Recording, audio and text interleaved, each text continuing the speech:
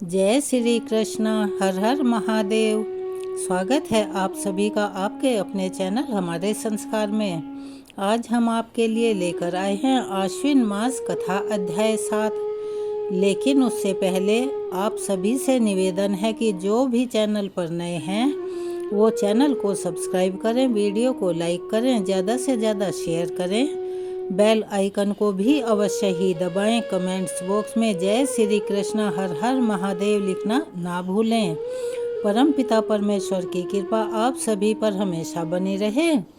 कथा का आगे का वृतांत सुनाने से पहले जैसा कि हम हमेशा आपको एक कहानी सुनाते हैं, चलिए अब हम सुनाने जा रहे हैं आज की बहुत ही मन को छू लेने वाली और बहुत रोचक कहानी। एक बार की बात है, एक गांव था। वहाँ दो भाई रहा करते थे। बड़े का नाम कोला था और छोटे का आल्हा था। वे बड़े बैरागी थे, यानी बहुत बड़े तपस्वी थे। और तामसिक चीज़ों से तो वो बहुत दूर रहा करते थे। खाने पीने की बात तो जाने ही दो। और वह हर समय भगवान के नाम का स्मरण किया करते थे और उन्हीं के ध्यान में रहते थे। और वहीं उनके छोटे भाई आल्हा, जो सब कुछ खाते पीते थे, राजसी भोग भोगते थे और राजकुमारों के साथ उठते बैठते थे। और उनकी जो रुचि है वो भगवान का गुणगान, उनके पूजा ध्यान करने में बिल्कुल भी नहीं थी। बल्कि उनको क्या पसंद था, राजाओं के साथ बैठना, उन्हीं की तरह से रहना और भोग विलास में डूबे रहना। लेकिन सबसे बड़ी और ख़ास बात क्या थी, उनका जो बड़ा भाई था उसका वो बहुत आदर सम्मान करते थे। जब भी बड़े भाई के पास होते थे, यानी उनके सामने होते थे, तो हमेशा वो नम्रता की मूर्ति बनकर रहा करते थे। ईश्वर और अपने बड़े भाई में उनकी दृष्टि में कोई भी भेद नहीं था। वह अपने भाई को भगवान के समान समझते थे और फिर वह अपने बड़े भाई के सामने जितनी देर तक भी उपस्थित रहा करते, बहुत दीन होकर रहते थे, जैसे उन्हें कुछ पता ही नहीं है। बड़े भाई कोल्हा जी को अपने छोटे भाई को देखकर बहुत दुख होता था कि सामने तो देखो कैसा दीन बन के रहता है और पीछे यह ऐसे मनमानी वाले आचरण करता है, अब क्या करूं।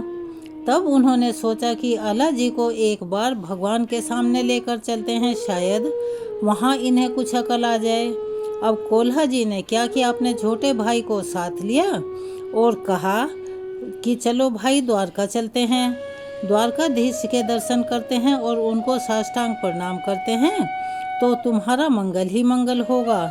श्री कृष्ण को एक बार साष्टांग प्रणाम करने वाले का जो भाग्य उदय होता है, वह बड़े बड़े ऋषि मुनियों का, यज्ञ करने वालों का, दान पुण्य करने वालों का भी नहीं होता। जो एक बार श्री कृष्ण को सच्चे मन और सच्चे भाव से प्रणाम कर लेता है, उसे 10 अश्वमेध यज्ञ का फल तुरंत मिलता है।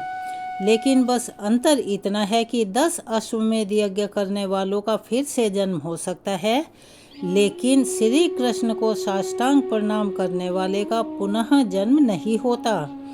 यानी कहने का तात्पर्य है कि उसे इस संसार में बार बार आना जाना नहीं पड़ता। अब छोटे भाई आल्हा जी तो अपने बड़े भाई कोल्हा जी को ईश्वर की तरह मानते थे, तो वह उनका कहना कैसे टाल सकते थे, और उनके कहते ही तुरंत उनके साथ चल पड़े। अब वह दोनों भाई द्वारकापुरी पहुँचे। कोल्हा जी ने भगवान को प्रसन्न करने के लिए वहाँ पर एक पद सुनाया। आप भी जब कभी ठाकुर जी के दर्शन करने के लिए वहाँ पर जाएं, तो आप भी कभी कभी उन्हें कुछ गाकर सुना दिया करें। बेशक आपकी आवाज़ कैसी भी हो या जो कृति आपने बनाई है वो भी कैसी हो, चाहे गाना आता हो या ना आता हो, आपके अंदर जो कुछ भी है बहुत बड़ी अच्छाई है, आप उसे ठाकुर जी के समक्ष प्रस्तुत कर सकते हैं। कोल्हा जी तो भगवान श्री कृष्ण की भक्ति में हमेशा मस्त रहा करते थे और उनको गाना बजाना बहुत अच्छा लगता था और उनका स्वर भी अच्छा था, गाते भी बहुत अच्छा थे। तो उन्होंने एक पद ठाकुर जी को सुना दिया। जब कोल्हा जी पद सुना रहे थे तो आला जी चुपचाप हाथ जोड़े वहाँ खड़े रहे। भगवान को उनके भक्तों के चरणों में भाव जो रखते हैं, ऐसे भक्त बड़े प्रिय होते हैं और ऐसे लोग दीन होते हैं। और वह भी दो विशेष लक्षण आला जी में थे। आल्हा जी हालांकि कुमार्गामी आचरण कर रहे थे, यानी कि जो वो कर रहे थे वो सही नहीं था। गलत रास्तों पर चल रहे थे, गलत लोगों की संगत में रह रहे थे, भोग विलास में व्यस्त रहते थे। पर वह अपने भक्त, जो उनके भाई थे, जिन्हें वह अपने भगवान के समान मानते थे और अपने को उनसे बहुत ही नीच, बहुत दीन माना करते थे। जब कोल्हा जी ने पूरा पद गाकर सुना दिया तो पद सुनाने के बाद आल्हा जी से कहा कि भाई, तू भी तो बहुत बढ़िया गाता है। अरे राजाओं की सभा में तो गाता ही है, जरा कुछ सुना तो द्वारकाधीश जी को। आल्हा जी सकचाते हुए कहने लगे, मैं कैसे सुनाऊं, मेरे अंदर तो भक्ति है ही नहीं, वह बात ही नहीं है जिससे कि प्रभु प्रसन्न हो जाएं। तब कोल्हा जी ने बोला, अरे जब मैं कह रहा हूँ और तू मुझे इतना मानता है तो सुनाना। अब बड़े भाई की एक बात, एक आज्ञा तो आल्हा जी के लिए पत्थर की लकीर थी। तो बड़े भाई की आज्ञा को मानते हुए आल्हा जी ने बड़े ही सुंदर स्वर में प्रभु की ब्रज लीला संबंधी एक पद सुनाया। पद सुनकर द्वारकाधीश जी बोल पड़े, वाह वाह। और मंदिर परिसर में जितने भी लोग थे सब आश्चर्यचकित रह गए कि प्रभु के श्री विग्रह से साक्षात द्वारकाधीश जी बोल पड़े हैं। अब पहला आश्चर्य तो यह था कि आज तक कभी भी कोल्हा जी के सामने कोई भागवतिक चमत्कार नहीं प्रकट हुआ था, और इससे पहले आल्हा जी कभी ठाकुर जी के दर्शन करने आए भी नहीं थे। उन्होंने कभी भी भगवान के दर्शन किए ही नहीं थे, और आज वह पहली बार प्रभु के दर्शन करने आए थे और भगवान ने पहली बार में ही उन्हें वाह वाह कह दिया। अब तो कोल्हा जी को यह बात चुभ गई कि मैं तो इतने दिनों से रोज दर्शन करते आता हूँ, लेकिन प्रभु जी ने कभी मुझसे वाह वाह नहीं कहा, यानी मेरी प्रशंसा नहीं की। अब भगवान ने अपने अंग सेवी से कहा कि जाओ आल्हा जी को माला पहना दो। जब भगवान के अंग सेवी आल्हा जी को माला पहनाने लगे तो वे सुकचाकर पीछे हट गए और बोले कि भगवान ने यह मुझे नहीं दी होगी। अरे मैं तो बड़ा अधर्मी, नीच और पापी आदमी हूँ, गंदे आचरण करता हूँ, और मेरे भाई जो भगवान के समान है मेरे लिए, यह मेरे भाई को ही दी होगी जो हमेशा भगवान की भक्ति में लीन रहते हैं, और यह तो जन्म से ही भगवत भक्ति में लगे हुए हैं। इन्हीं के चरणों के तो हम आश्रित हैं। आप एक काम कीजिए, यह माला इन्हीं को दे दीजिए। यह माला आप गलती से मुझे पहना रहे हैं, मुझे यह माला नहीं चाहिए। तब अंग से भी बोले कि नहीं, भगवान ने नाम लेकर कहा है कि यह माला आल्हा जी को दे दो। ऐसा कहकर उन्होंने आल्हा जी को वो माला पहना दी। अब तो कोल्हा जी की दृष्टि बदलते देर नहीं लगी और तुरंत ही बदल गई कि देखो तो भला, मेरे सामने ही सामने कैसा पक्षपात हो रहा है। अरे मेरे भाई ने, जिसने कभी भगवान का नाम तक नहीं जपा, कभी उनका नाम नहीं लिया, और कभी उसने दिन में एक क्षण भी माला का जाप नहीं किया, भगवान ने वो माला उसे पहना दी। अब तो उनकी निगाह बदल गई और मारे क्रोध के, यानी कि क्रोध भरी दृष्टि से भगवान की तरफ देखने लगे, और वो मौन रहकर भी भगवान से शिकायत कर रहे थे। तब उन्होंने सोचा कि मैं तो बचपन से ही भगवान का भजन कर रहा हूँ, आज तक उन्होंने मुझे कभी शाबाशी नहीं दी, और मेरा यह छोटा भाई जो आज पहली बार दर्शन करने के लिए आया है, उसकी प्रशंसा भी कर दी और माला प्रसादी भी दे दी। अब तो कोल्हा जी को लगा कि भगवान ने उनका बड़ा भारी अपमान कर दिया। यह बात कोल्हा जी के मन को लग गई। कोल्हा जी ने सोचा कि जिनकी भक्ति मैं करता था, आज तो उन्होंने मेरा ही अपमान कर दिया। अब परेशान मन से कोल्हा जी ने यह सोचा कि अब ऐसे जीवन का तो मुझे त्याग ही कर देना चाहिए, मेरी तो सारी उम्र की भक्ति बेकार चली गई। सोचने लगे क्या करूं ऐसे जीवन को तो छोड़ देना और त्याग देना ही उचित है। ऐसा सोचकर उन्होंने अपने प्राण त्यागने का निश्चय किया। उन्हें इतनी जलन होने लगी कि वे अपने प्राण त्यागने के लिए समुद्र में ही कूद गए, और जब वह समुद्र में कूदे तो समुद्र में डूबते चले गए। जब नीचे पहुँचे तो उन्हें बड़ी ही वहाँ पर दिव्य भूमि दिखाई दी, और उस जगह पर जल का प्रभाव खत्म हो गया था। वह द्वारकाधीश पहुँच गए, और ऐसा भक्त अगर डूबना भी चाहे तो भगवान उसे भला कहाँ डूबने देंगे। भगवान के पार्षदों ने उनसे कहा कि चलो, भगवान ने तुम्हें बुलाया है। अब तो भगवान भी बोल पड़े कि आओ आओ। तब पार्षदों से कहा कि सबसे पहले इन्हें हमारा उच्छिष्ट यानी कि हमारा झूठा खिलाओ, यानी हमारी झूठन जो हम पत्तलों में छोड़ देते हैं वो खिलाओ, 2 पत्तल ले आओ। कोल्हा जी ने सोचा यहाँ पर तो केवल मैं ही हूँ, 2 पत्तल किसके लिए मंगवा रहे हैं। फिर वे अपने आप ही मन में सोचने लगे कि मेरी तरह ही कोई दूसरे भक्त भी बाहर होंगे। जब दूसरा पत्तल भी परोसा गया तब उन्होंने प्रभु से पूछ लिया, प्रभु इसमें कौन खाएगा। तब भगवान कहने लगे, यह तो आल्हा जी के लिए है। अब तो यह बात सुनते ही कोल्हा जी के मन में जो जलन थी, ईर्ष्या थी, वह और भी कई गुना बढ़ गई। भगवान ने कहा कि यह तुम्हारे छोटे भाई आल्हा जी के लिए है और वह तुमको भी तो बहुत प्यारा है। यह बात सुनते ही कोल्हा जी का चेहरा एकदम बदल गया, पत्थर की तरह कठोर हो गया और अब वे फिर से प्रभु को गुस्से में देख रहे थे, यानी उनसे शिकायत कर रहे थे। प्रभु ने बड़े नम्र स्वर में कहा, नाराज मत हो, अरे तुम जानते नहीं हो, तुम तो अभी के भक्त हो। मैं तुम्हें बताता हूँ कि वह कौन है और मुझसे कितना प्रेम करता है। आज तुम जिससे जल रहे हो, एक वासना के कारण पूर्व जन्म में उसका मार्ग रुक गया था। उसके भजन के आगे तुम्हारा भजन तो बहुत कम है। अगर तुम अपने छोटे भाई के बारे में जान जाओगे तो फिर तुम कभी भी उससे ईर्ष्या जलन नहीं करोगे, तुम उसकी बराबरी कर ही नहीं सकते। जानते हो, वह मेरा सबसे बड़ा और प्रिय भक्त है। पूर्व जन्म में वह एक राजकुमार था। बचपन से ही राजकुमार होते हुए भी सब भोगों का त्याग करके वह बैरागी हो गया था और वह राजपद का अधिकारी था, लेकिन वह सब राजभोगों का त्याग करके एकांत वन में निरंतर कष्ट सहते हुए मेरा भजन कीर्तन करने लगा। वह मन और बुद्धि लगाकर लगातार मेरा भजन कर रहा था।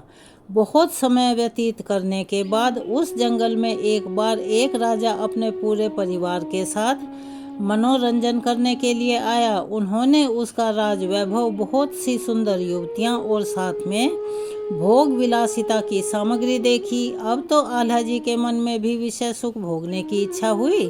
उन्होंने सोचा कि अगर मैं बाबा जी ना बनता तो फिर तो मुझे भी ऐसा ही सुख मिलता। अब उसने क्या किया, उनके मन में वासना इतनी प्रबल हो गई कि उनका भजन रुक गया। अब उनका मन बदल गया। वह अपने मन में यह सोचने लगे कि पहले तो जहाँ वो यह सोचते थे कि भगवान मुझे कैसे मिलेंगे, अब तो निरंतर उनके मन में यही विचार चलते रहते हैं कि कैसे मुझे यह भोग प्राप्त हो जाए। सांसारिक सुख भोगने की प्रबल लालसा को लेकर उन्होंने उस जन्म में अपना शरीर छोड़ा और इस जन्म में मैंने इनको बड़ा ही स्वस्थ और तेजस्वी कर दिया। राजकुमार से इनकी मित्रता भी कराई और मैंने इनका जन्म ऐसे महाभागवत के घर में दिया जिससे कि वह आकर तुम्हारे भाई बने। वो तो अपने पिछले जन्म में भी ही पूर्णता को प्राप्त हो गया था, बस केवल अंतिम समय में उसके मन में वासना आ गई, इसीलिए इस जन्म में मैंने उसे वासना का दृश्य दिखा दिया। अब वो फिर पूर्ण हो गया है। अब देखो, तुम इस जन्म में भक्ति कर रहे हो, पर तुम्हारी यह भक्ति का कैसा रंग लाई है कि तुम अपने ही भाई से जलन कर रहे हो, अपने ही भाई से ईर्ष्या कर रहे हो। यहाँ तक कि मारे जलन के तुम अपने प्राण त्यागने के लिए समुद्र में कूद गए और वह तो तुमसे अब भी बहुत प्रेम करता है, पता है। जिस दिन तुम समुद्र में कूदे उसी समय वह भी समुद्र में कूदना चाहता था, लेकिन समुद्र के किनारे पर ही लोगों ने उसे पकड़ लिया और आज तक उसने अन्न जल को ग्रहण नहीं किया है और वह तो तुम्हारे लिए प्राण त्यागने के लिए तैयार है। और देखो, तुम्हारे मन में उसी के प्रति कितनी ईर्ष्या भरी हुई है। खुद सोचो, तुम किस कोटि के भक्त हो। यह लो, यह प्रसाद लो और जाओ। तुम्हारे वियोग में तुम्हारे छोटे भाई ने अन्न जल त्याग दिया है। अगर तुम घर नहीं पहुँचे तो तुम्हारे वियोग में वह अपने प्राण भी त्याग देगा। अब देर मत करो, जल्दी चले जाओ। यह सब कुछ देख सुनकर कोल्हा जी का सारा अज्ञान नष्ट हो चुका था और उसको अपने बड़े भाई पर बड़ा प्रेम आ रहा था। अब जिस तरह कोल्हा जी ने समुद्र में डुबकी लगाई थी, समुद्र में कूदे थे, उसी तरह भगवान ने उनको फिर वापस किनारे पर ला दिया। अब घर में आकर जब आल्हा जी ने सुना कि कोल्हा जी को यानी उनके बड़े भाई को द्वारकाधीश जी के दर्शन हुए हैं, तब तो उन्होंने भूमि पर लेटकर उनको प्रणाम करके उनका स्वागत किया। फिर दोनों भाई आंखों में आंसू भरकर गले मिले। भगवत प्रसाद पाया और आजीवन वनवासी होकर अंत में भगवान को प्राप्त हुए। आल्हा जी को वासना से इतना विघ्न पड़ा कि उन्हें एक और जन्म लेना पड़ा, पर उनका नाश नहीं हुआ क्योंकि भगवान उनके साथ थे, पतन नहीं हुआ। फिर वही वैरागी बने और उनके भजन की पूर्ति हुई। भगवान के सच्चे भक्तजनों, कहने का सार यह है कि हम सब जो भजन करते हैं उसे हर पल प्रभु देखते हैं, और ऐसा कभी मत सोचो कि किसी को पता नहीं चलेगा कहाँ कोई देख रहा है।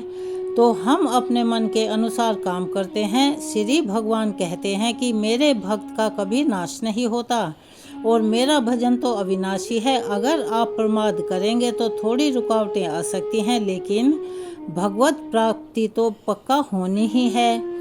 हमारे वेद शास्त्रों में ऐसी अज्ञान मिटाने वाली और सही सीख देने वाली कथाएं भरी पड़ी हैं। तो चलिए आपको सुनाते हैं एक और ऐसी ही कथा।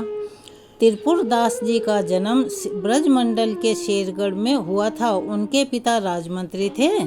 बचपन से ही त्रिपुर दास जी में भक्ति के संस्कार कूट कूट कर भरे हुए थे। एक बार वे अपने पिता के साथ आगरा से किसी काम के लिए गिरिराज गोवर्धन जी आए और वहां आकर उन्होंने ठाकुर श्रीनाथ जी के दर्शन किए। अब उनका रूप तो इतना अद्भुत सुंदर था कि ठाकुर जी के सुंदर रूप को देखते ही वो आकर्षित हो गए। अब तो त्रिपुरदास जी ने ठान लिया कि यहाँ से वो वापस नहीं जाएंगे, बल्कि रोज इन्हीं के दर्शन किया करेंगे, इन्हीं के पास रहा करेंगे।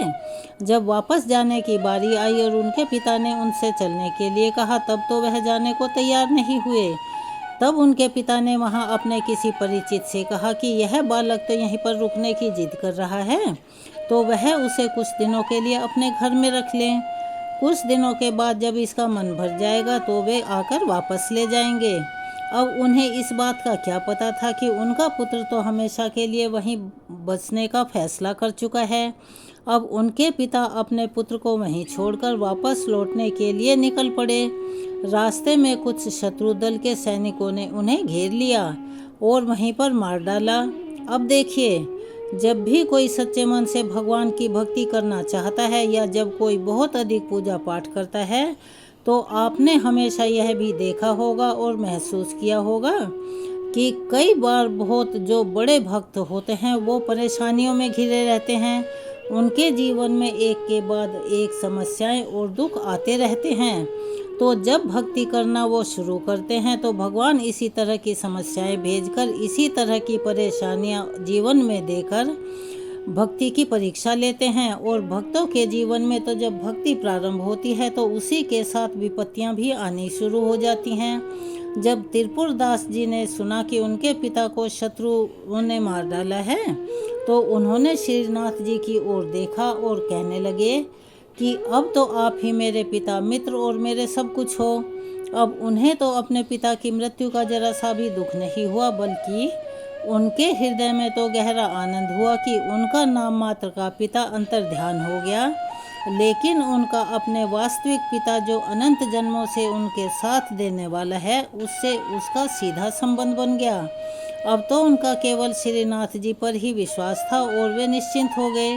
अब त्रिपुर दास जी रोज प्रभु के सामने भाव विभोर होकर रोते रहते थे। भक्ति का यह भी एक लक्षण है कि जो सच्ची भक्ति करता है उनके आंसू बहुत निकलते हैं।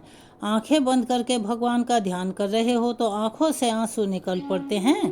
सच्चे मन से भजन कीर्तन कर रहे हो, माला जप कर रहे हो तो आंसू निकल पड़ते हैं। यही तो सच्ची भक्ति के लक्षण हैं। फिर एक दिन जब वल्लभाचार्य महाप्रभु, जिन्होंने श्रीनाथ जी को प्रकट किया था, ठाकुर जी की सेवा में आए तो उन्होंने देखा कि यह बालक ठाकुर जी को देखकर रोता रहता है। वल्लभाचार्य जी ने अपने अनुयायियों से पूछा और उन्हें बताया गया कि यह एक राजमंत्री का पुत्र है जिसके पिता यात्रा के दौरान मारे गए और श्रीनाथ जी में उस बालक की बहुत अधिक आसक्ति है। त्रिपुर दास जी ने श्री वल्लभाचार्य जी को साष्टांग दंडवत किया और कहा, प्रभु मैं एक अनाथ बालक हूँ, मेरे नाथ तो केवल श्रीनाथ जी ही हैं, आप मुझे स्वीकार कर लीजिए। बालक की ऐसी गहन बात सुनकर वल्लभाचार्य जी बड़े प्रसन्न हुए और उन्होंने त्रिपुर दास जी को दीक्षा दे दी। कुछ दिनों तक उन्होंने त्रिपुरदास जी को अपने पास रखते हुए उन्हें सेवा, ध्यान और भक्ति में जीवन जीने की शिक्षा दी। फिर उसके बाद उन्होंने उसे वापस जाने का आदेश दे दिया। जाते समय उन्होंने आशीर्वाद दिया कि वे श्रीनाथ जी की सेवा और चिंतन करते हुए अपना जीवन व्यतीत करें। अब गुरु की आज्ञा का पालन करते हुए त्रिपुरदास जी वापस अपने पिता की नगरी में चले गए। जब वे कुछ बड़े हुए तो राजा ने उनके पिता का पद उन्हें सौंप दिया। अब इस तरह वे राजमंत्री बन गए। त्रिपुरदास जी जानते थे कि धन की वास्तविक सार्थकता यही है कि उसका उपयोग केवल संतों की सेवा के लिए किया जाए, अपने ऊपर खर्च ना किया जाए। संत, ब्रह्म ऋषि, भगवान के विग्रह की पूजा और किसी असहाय व्यक्ति की मदद करना जो बीमार या अपना धन जुटाने में, अपना पेट भरने में असमर्थ हो, इनमें जो धन खर्च होता है वह आपके भाग्य के बैंक खाते में जमा होता रहता है और फिर आपको वह ब्याज सहित वापस मिलता है। और हमारे प्रभु के बैंक में तो ब्याज बहुत ज़्यादा है, इतना ज़्यादा है कि अगर कहें कि एक पर लाखों गुना ब्याज, जो आप देखते भी होंगे। ना कि कोई बड़ा पद प्राप्त करता है या फिर कोई राजा बन जाता है, तो यह सब पूर्व जन्म में किए हुए अच्छे कर्मों का ही फल होता है। लेकिन आजकल यह कलयुग का दौर है और इस बैंक में विश्वास रखने वाले लोगों की संख्या घटती ही जा रही है। अब त्रिपुरदास जी ने यह निश्चय किया कि राजमंत्री पद से जो भी धन उन्हें प्राप्त होगा वे केवल उसे संतों की सेवा और भगवान की सेवा में ही उपयोग करेंगे। अब उन्होंने यह नियम बना लिया कि वह हर वर्ष सर्दियों में श्रीनाथ जी के लिए रत्नों और हीरों से सुसज्जित एक पोशाक बनवाकर भेजेंगे। अब तो त्रिपुरदास जी के घर रोज संतों की सेवा होती, रोज हजारों हजारों संत आते और प्रसाद प्राप्त करते थे। श्रीनाथ जी भी बहुत खुश होकर वह पोशाक धारण किया करते।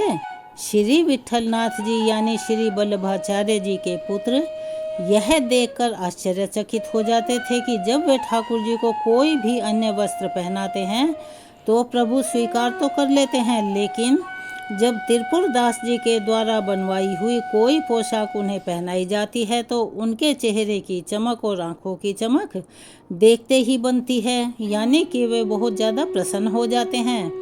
यह दिखता है कि भक्त द्वारा प्रेम से दी गई वस्तु को भगवान पूरे भाव से स्वीकार करते हैं, चाहे वह कुछ भी हो। अब ऐसा ही क्रम चलता रहा। तब श्री त्रिपुरदास जी से द्वेष करने वाले लोग भी बहुत सारे थे। अब उन्होंने राजा से शिकायत कर दी कि महाराज, वे तो राजमंत्री होने का फायदा उठाकर राजधन का दुरुपयोग करने लगे हैं। उनका आरोप था कि त्रिपुरदास जी राजधन से साधु संतों को खिलाते पिलाते हैं, राज खजाने से धन लूटते हैं और चुराते हैं। अब जब राजा के कान भरे गए तो राजा की बुद्धि भी पलट गई, यानी भ्रष्ट हो गई, और राजा ने क्रोध में आकर यह आदेश दे दिया कि त्रिपुरदास जी की जो भी संपत्ति है उसे जब्त कर लो। अब नतीजा यह हुआ कि त्रिपुरदास जी के घर में भोजन पकाने तक के लिए बर्तन नहीं रहे, उनके पास खाने के लिए एक दाना भी नहीं बचा। अब वे बहुत अधिक गरीबी में और कष्ट में अपना जीवन व्यतीत करते थे। अब सर्दी की ऋतु आई तो श्री त्रिपुरदास जी ने हर साल की तरह श्रीनाथ जी के लिए पोशाक भेजने का नियम लिया था, प्रण लिया था कि वे यह जानते थे कि जब तक उनका जीवन है वे ठाकुर जी की सेवा में कोई कमी नहीं छोड़ेंगे। लेकिन अब तो उनके पास कुछ भी नहीं बचा था, कैसे ठाकुर जी की सेवा करें। दिन रात यही सोचते रहते थे कि कहाँ से पोशाक बनवाएं और ठाकुर जी को धारण करवाएं। उन्हें यह देखकर बहुत दुख हुआ कि वह कोई भी कष्ट सह सकते हैं, लेकिन ठाकुर जी की सेवा के बिना उनका जीवन बिल्कुल ही व्यर्थ है।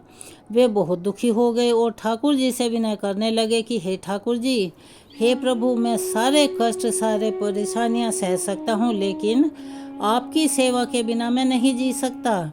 यह सोचते सोचते जैसे ही उन्होंने अपनी नज़र ऊपर उठाई तो उन्हें एक दवात दिखाई दे गई। वह दवात दरअसल पीतल की थी और फिर त्रिपुरदास जी को यह ख्याल आया कि शायद यह कुछ सिक्कों में बिक जाए। उन्हें ठाकुर जी के लिए सर्दियों की पोशाक जो बनवानी थी, उन्होंने झटपट वो दवात उठाई और बाजार में बेचने के लिए चले गए। वे सोच ही रहे थे कि अगर यह दवात बिक गई तो उन्हें थोड़ी सी रकम तो मिल ही जाएगी और फिर वे श्रीनाथ जी के लिए पोशाक भेजने का अपना नियम पूरा कर पाएंगे। त्रिपुरदास जी को उस दवात के बदले 1 रुपया मिला, जिसे लेकर वे एक कपड़े की दुकान पर गए। वहां उन्होंने एक साधारण सा कपड़ा खरीदा। उस सफ़ेद कपड़े को उन्होंने खुद लाल रंग से रंगा, लेकिन रंगते रंगते उनकी आंखों में आंसू बहे जा रहे थे, क्योंकि इससे पहले तो हर बार वो तरह तरह की पोशाकें श्रीनाथ जी को धारण करवाते थे। अब वे प्रभु से कहने लगे, नाथ, यह तो इतना साधारण और मोटा कपड़ा है जो आपके सेवकों के भी लायक नहीं है। मैं भला इसे आपके चरणों में कैसे समर्पित करूं? और ऐसा सोचकर कि यह तो ठाकुर जी के लायक है ही नहीं, उन्होंने वो कपड़ा रंगने के बाद भी अपने पास ही रख लिया। उनकी हिम्मत ही नहीं हो रही थी कि वह साधारण सा कपड़ा श्रीनाथ जी को भेंट करने जाएं, क्योंकि वह जानते थे कि श्रीनाथ जी को तो चढ़ावे में जाने कितनी कीमती पोशाकें मिलती हैं, और मेरा यह साधारण सा वस्त्र भला ठाकुर जी क्यों स्वीकार करने लगे। एक दिन की बात है, त्रिपुरदास जी ने श्रीनाथ जी के एक सेवक को देखा। उन्होंने सेवक को प्रणाम किया और उसे अपने घर ले आए। उनके घर में खाने पीने का कोई उचित प्रबंध तो था ही नहीं, फिर भी त्रिपुरदास जी ने बहुत संकोच के साथ वह लाल रंग का कपड़ा निकाला और हाथ जोड़कर कहने लगे कि मेरी यह प्रतिज्ञा थी कि मैं हर वर्ष श्रीनाथ जी को पोशाक भेजूंगा, लेकिन विधि का विधान ऐसा बदला कि संभव ही नहीं हो सका। उन्होंने वह कपड़ा सेवक को सौंपते हुए कहा कि आप कृपया इसे भंडारी को दे दीजिएगा। लेकिन गोसाई जी यानी विट्ठलनाथ जी को इस कपड़े या फिर मेरी वर्तमान स्थिति जो पता चल रही है, मेरे पास जो अभाव चल रहा है, उसके बारे में किसी को कुछ भी मत बताना। अब भंडारी जैसा उचित समझें वैसा इस कपड़े का उपयोग कर सकते हैं, झाड़ पोंछ के काम में या किसी और काम में ले सकते हैं। सेवक ने वह वस्त्र ले जाकर भंडारी को दे दिया और त्रिपुरदास जी की दीनहीन स्थिति के बारे में बताकर कहा कि इस सेवा का अपमान ना किया जाए। भंडारी ने उस कपड़े का सम्मान पूर्वक उपयोग करते हुए ठाकुर जी की अन्य पोशाकों को लपेटने के लिए अलमारी में रख लिया। अब सर्दी का समय आया तो सर्दी का समय था। एक दिन श्रीनाथ जी श्रृंगार के बाद अचानक कांपने लगे। जब श्री विट्ठलनाथ जी चरण सेवा में लग गए तो ठाकुर जी ने उनसे कहा कि मुझे बहुत जोर से ठंड लग रही है। सुनते ही विट्ठलनाथ जी ने तुरंत ठाकुर जी को महंगे गर्म वस्त्र पहनाए। अब ठाकुर जी फिर भी कहने लगे, अरे भैया, बहुत जोर से ठंड लग रही है, कुछ तो करो। तब श्री विट्ठलनाथ जी ने तुरंत अंगीठी जलाकर ठाकुर जी के पास रख दी, अब ठंड उनकी कम हो जाए। लेकिन ठाकुर जी तो अब भी थर थर काँप रहे थे। फिर कहने लगे काँपते हुए, भैया, मुझे बहुत जोर की ठंड लग रही है, मुझसे नहीं रहा जाएगा, कुछ तो करो। गोसाई जी समझ गए कि यह साधारण ठंड नहीं है, यह तो किसी भक्त के हृदय की पीड़ा का ही संकेत था, वरना तो ठाकुर जी की ठंड दूर करने के लिए यह सारे उपाय कर ही चुके थे। तब बड़े संकोच और भाव को रखते हुए गोसाई जी बोले कि प्रभु, आप बताओ मैं क्या उपाय करूं? मैंने आपको गर्म पोशाक पहना दी, अंगीठी भी जलाकर आपके सामने रख दी, फिर भी आप कह रहे हैं कि ठंड लग रही है, बल्कि ऐसा तो होना ही नहीं चाहिए। अब तक तो आपकी ठंड दूर हो जानी चाहिए थी। अब विट्ठलनाथ जी को विचार आया कि कहीं किसी भक्त के भेजे हुए वस्त्र का अपमान तो नहीं हो रहा। उन्होंने सेवकों को बुलाकर कहा कि तुरंत वही खाता लाओ और देखो कि इस वर्ष किस किस की पोशाक आई है और किसकी नहीं आई है। तब सेवकों ने बही खाते में से सबके नाम पढ़कर सुनाए, लेकिन उस बही खाते में त्रिपुरदास जी का कोई नाम था ही नहीं। तब विट्ठलनाथ जी ने पूछा कि आपने सब नाम तो बता दिए, लेकिन त्रिपुरदास जी का नाम क्यों नहीं सुनाया? और वह तो हर वर्ष ठाकुर जी के लिए पोशाक भेजा करते थे, क्या इस वर्ष उन्होंने कुछ भी नहीं भेजा? तब सेवकों ने बताया कि राजा द्वारा उनका सारा धन नष्ट कर दिया गया है, यानी उनका सब कुछ छीन लिया गया है। तब विट्ठलनाथ जी ने फिर पूछा, तो क्या इस वर्ष उन्होंने कुछ भी नहीं भेजा? अरे कुछ तो भेजा होगा, ऐसा तो हो ही नहीं सकता। तब सेवकों ने उत्तर दिया कि ठाकुर जी, इस वर्ष उन्होंने केवल एक लाल रंग का साधारण सा कपड़ा भेजा है, जो कि ठाकुर जी की पोशाक के लायक नहीं था, इसीलिए हमने उसे पोशाकों को लपेटने के लिए इस्तेमाल कर लिया और अलमारी में रखा हुआ है। अब तो विट्ठलनाथ जी ने तुरंत समझ लिया कि ठाकुर जी को ठंड क्यों लग रही है। दरअसल ठाकुर जी को ठंड लगने का कारण यही था कि उन्होंने तुरंत दर्जी को बुलवाया और उस साधारण कपड़े से ठाकुर जी के लिए एक सुंदर सी पोशाक बनवाई। अब जैसे ही ठाकुर जी ने उस साधारण कपड़े की पोशाक पहनी, वो मुस्कुराए और बोले, हाँ, अब मेरी सर्दी दूर हो गई। तो ठाकुर जी बड़े रिझावन हैं। वे केवल प्रेम और भाव से ही अपने भक्तों पर रीझ जाते हैं। बस हमारी भक्ति सच्ची होनी चाहिए, श्रद्धा विश्वास सच्चा होना चाहिए। हमारे वेद पुराणों में ऐसी कथाओं का भंडार भरा पड़ा है। उन्हीं में से एक और कथा हम आपके लिए लेकर आए हैं, जो है भक्त रैदास की कथा। अब रैदास के सामने एक कठोता रखा हुआ था। कठोता किसे कहा जाता है? जो काठ का तराश कर बर्तन बनाया जाता है, उसे कठोता कहते हैं। वे अपना सारा काम उसी कठोते से करते थे, उसी से बड़ी बड़ी सिद्धियां प्रकट होती थी। ऐसा क्यों था? ऐसा इसलिए था क्योंकि हर काम करते हुए उनका नाम जप चलता रहता था। बड़े बड़े योगियों को आश्चर्य में डाल देने वाली सिद्धियां उसी कठोते के जल से प्रकट होती थी। उनका मन लगातार भगवान के भजन कीर्तन में, भगवान के स्मरण में ही लगा रहा करता। एक बार एक पंडित जी ने रैदास जी से कहा, अरे आप तो बड़े भक्त बनते हैं, कभी कभी तो नहाने गंगा जी चलो। रैदास जी ने कहा, आपके पास तो समय है, आप रोज गंगा जी जाते हैं। मेरी तो इतनी सेवाएं हैं कि मुझे कहीं जाने का समय ही नहीं मिलता। क्या आप गंगा जी को यह 2 केले देकर मेरा प्रणाम कह सकते हैं? पंडित जी को बड़ा आश्चर्य हुआ कि मेरे कहने पर गंगा जी के दर्शन करने नहीं चला और केले दे रहे हैं। जाने कैसे भक्त हैं। पंडित जी उनके दिए हुए केले लेकर गंगा जी में चले गए।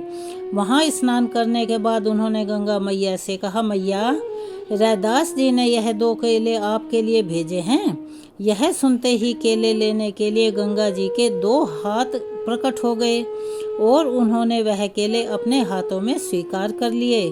गंगा जी ने एक स्वर्ण का चूड़ा पंडित जी को दे दिया और उसे रैदास जी को देने के लिए कहा।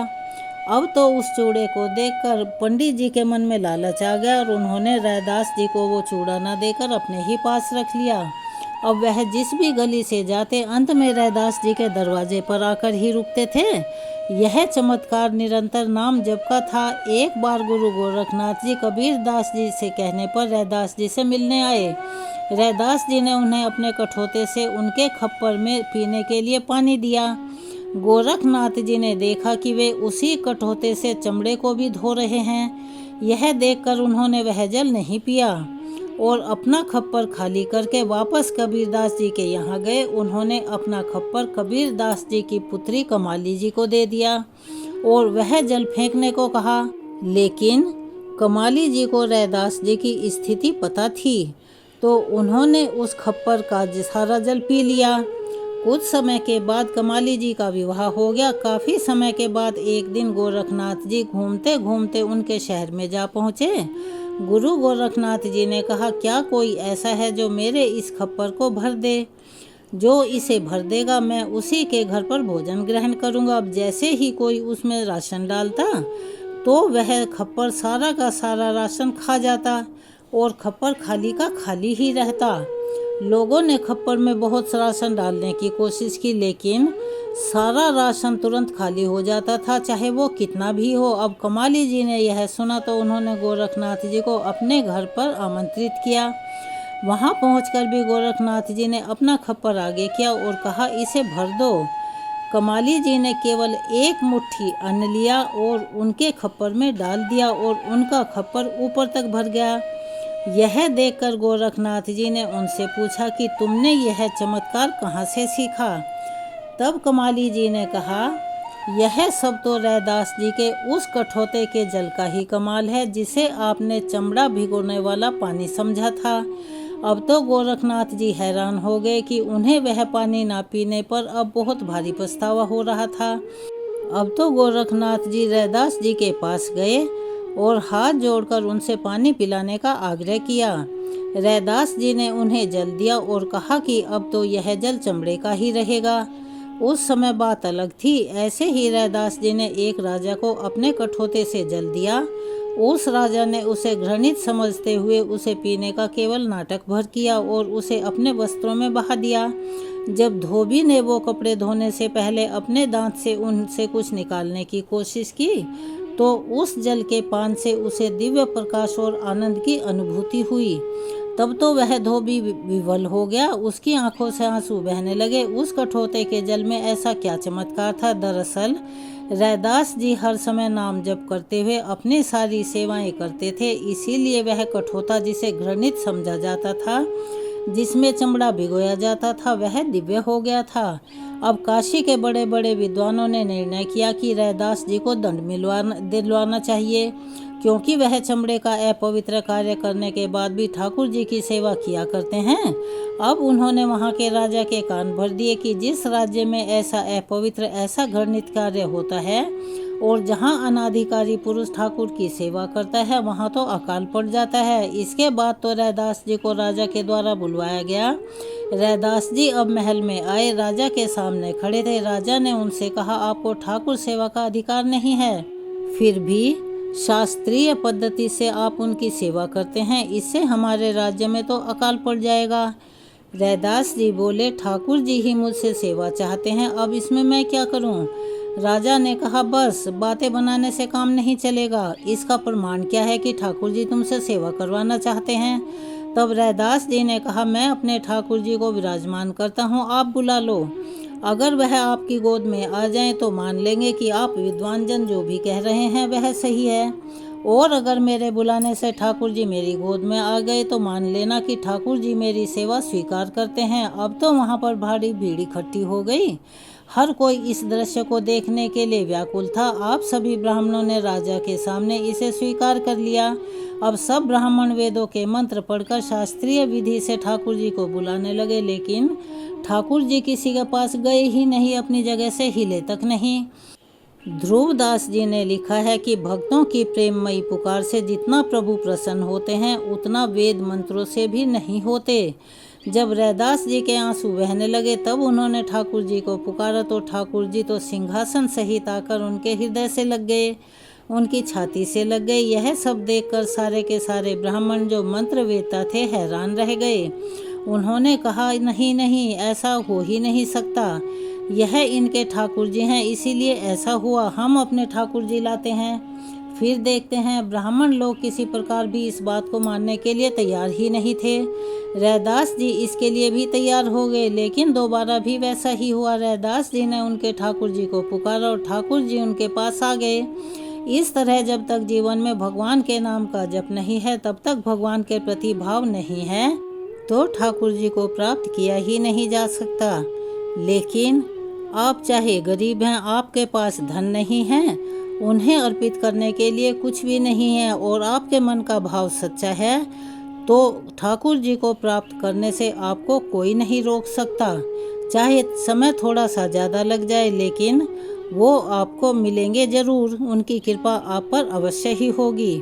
यहीं पर हम अपनी कथाओं का समापन करते हैं और आपसे मिलते हैं अगली वीडियो में और नई कथाओं और जानकारियों के साथ। तो चलिए, जो चैनल पर नए हैं वो चैनल को सब्सक्राइब करें, वीडियो को लाइक करें, ज़्यादा से ज़्यादा शेयर करें, बेल आइकन को भी अवश्य ही दबाएं। कमेंट्स बॉक्स में जय श्री कृष्ण हर हर महादेव अवश्य ही लिखें और अपना प्यार और सहयोग हमें ऐसे ही प्रदान करते रहें। तो चलिए मिलते हैं, धन्यवाद।